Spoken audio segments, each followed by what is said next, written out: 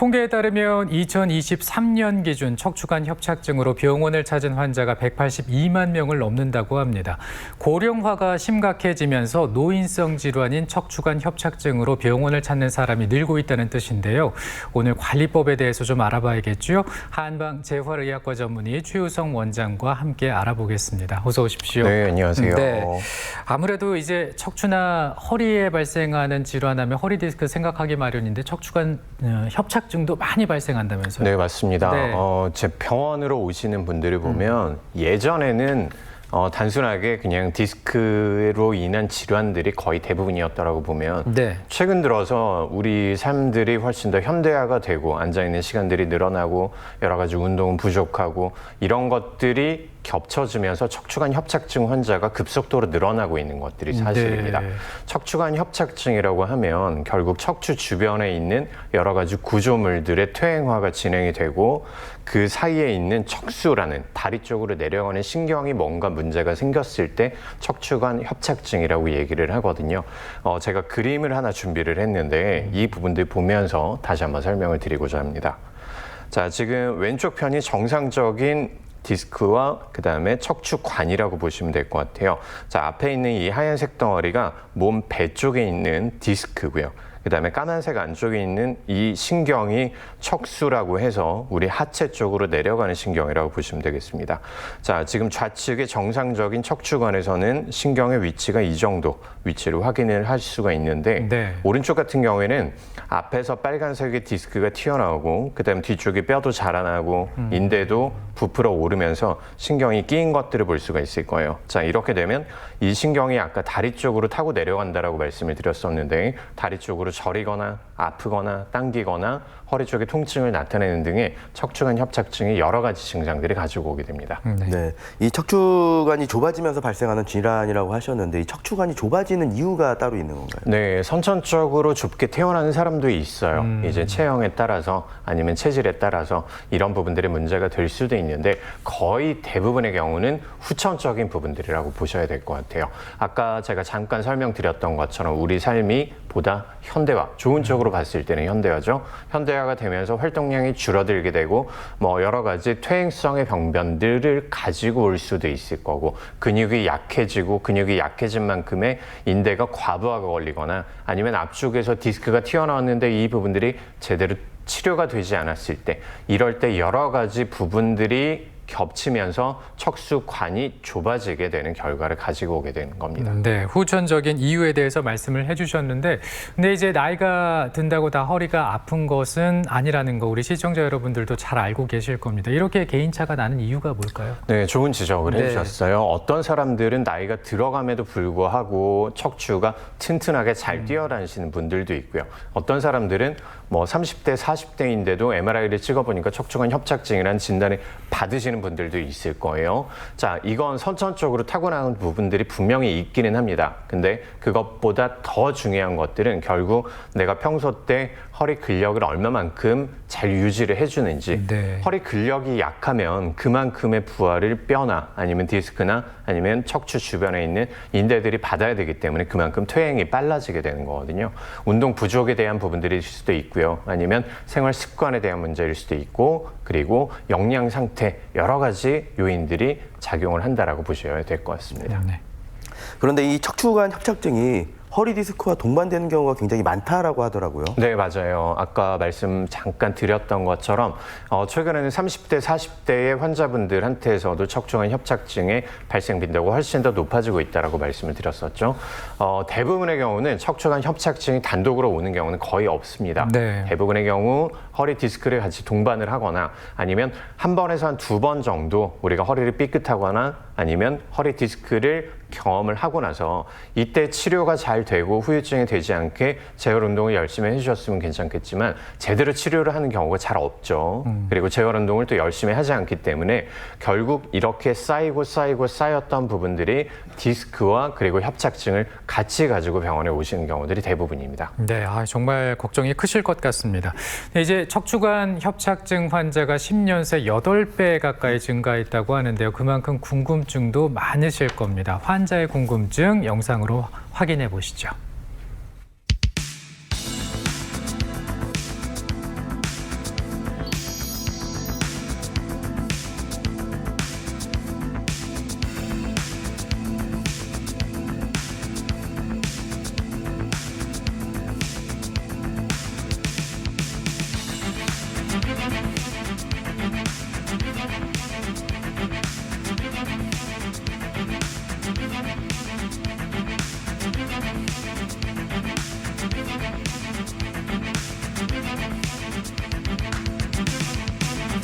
네, 세 가지로 정리를 해서 말씀을 드리겠습니다. 첫 번째, 30대 후반에도 협착증은 충분히 일어날 수 있습니다.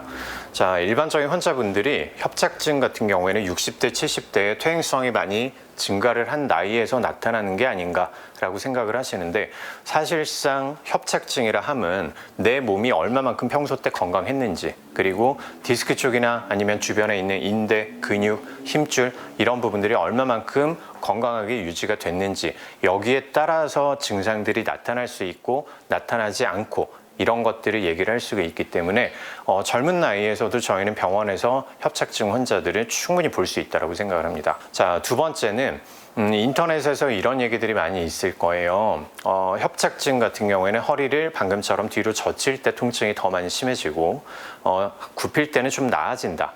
그리고 반대로 디스크 같은 경우에는 허리를 굽힐 때 힘들고 그리고 뒤로 젖힐 때는 오히려 편해진다. 이런 식으로 이분법적으로 얘기를 해놓기는 했는데 사실상 임상적으로 봤을 때는 100% 일치하지는 않아요.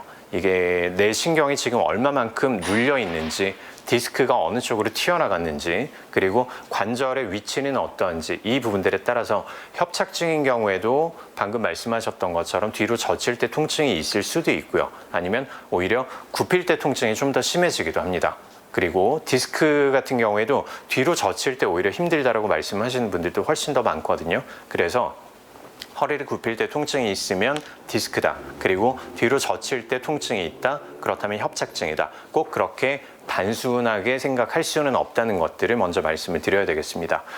정확하게는 우리가 이학적 검진이나 아니면 영상의학적 검사를 통해서 협착인지 아니면 디스크인지 이 부분들이 명확하게 판정을 해낼 수가 있겠지만, 오히려 방금 말씀해 주셨던 허리를 굴신하는 그 동작들보다는 오히려 협착증의 신경학적인 파행이라는 부분들을 먼저 생각을 해보셔야 될 것 같거든요. 간단하게만 설명을 드리면, 내가 가만히 앉아 있다가 일어서서 보행을 시작할 때까지는 허리가 잘 펴져 있는 거예요. 근데 이때 통증이 심하지 않은데도 불구하고 점점 걸으면서 허리가 자연스럽게 이렇게 굽어지는 성향들이 있다면 이걸 우리가 신경학적인 파행이라고 얘기를 합니다. 이런 증상들이 있다면 협착증을 조금 더 의심을 해볼 수는 있습니다. 그리고 세 번째 말씀을 드려야 될 부분들이 결국 이제 다리 쪽으로 증상들이 내려가고 그 다음에 협착인지 궁금하고 이런 것들을 말씀을 해주셨는데, 결국 운동을 통해서 이 부분들을 개선할 수 있다는 것들 먼저 말씀을 드려야 될 것 같고요. 어느 쪽에 어떤 만큼의 신경이 문제가 있는지를 감별을 해내시는 게 필요하리라고 생각이 됩니다. 검진부터 먼저 하시고 그 다음부터는 일반적인 처치들 있죠. 뭐 약침이라든지 한약이라든지 추나 치료를 통해서, 아직까지 나이가 젊기 때문에 회복력은 충분할 거라고 생각이 되고요. 빠르게 치료 진행하시기 바랍니다.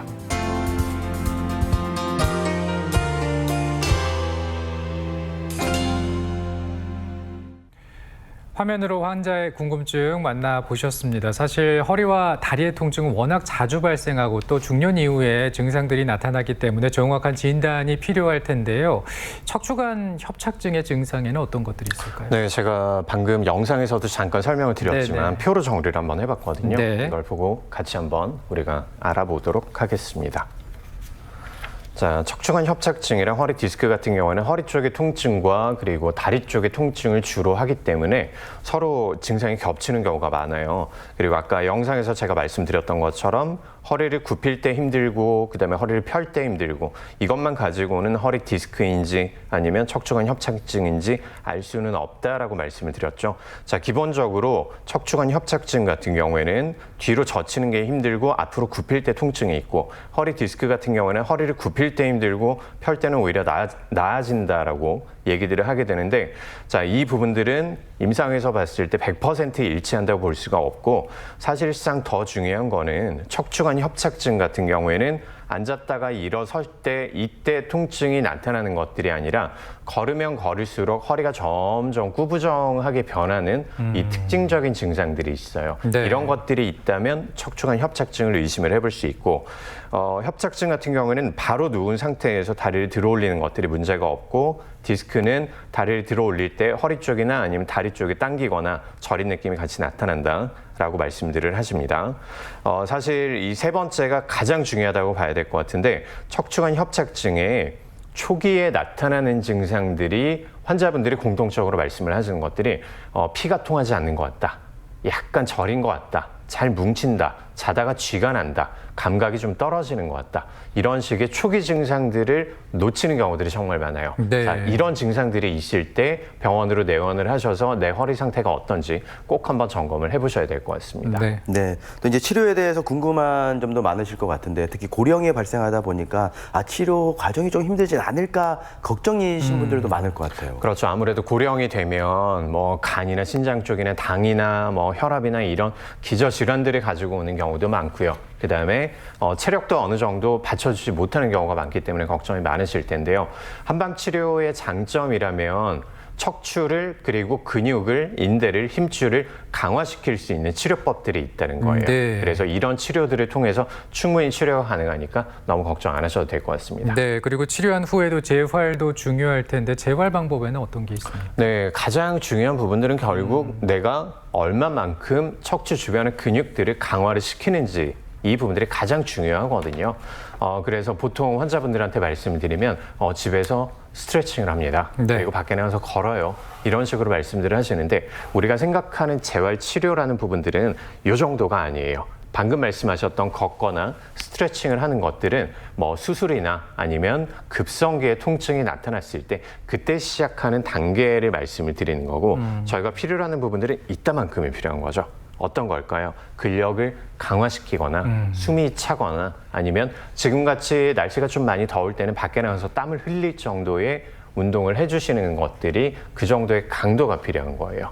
그래서 이런 부분들은 치료받으시는 선생님과 다시 한번 상의해 보시기 바랍니다. 네, 오늘은 한방재활의학과 전문의 최우성 원장과 함께 노년에 자주 발생하는 척추관 협착증에 대해서 알아봤습니다. 고맙습니다. 네, 감사합니다. 효소 씨 고맙습니다. 네.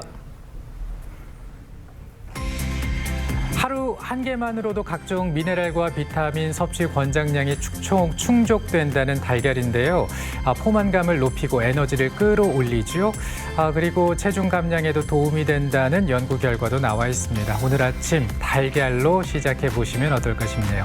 저는 내일 또 생방송으로 인사드리겠습니다. 오늘 고맙습니다.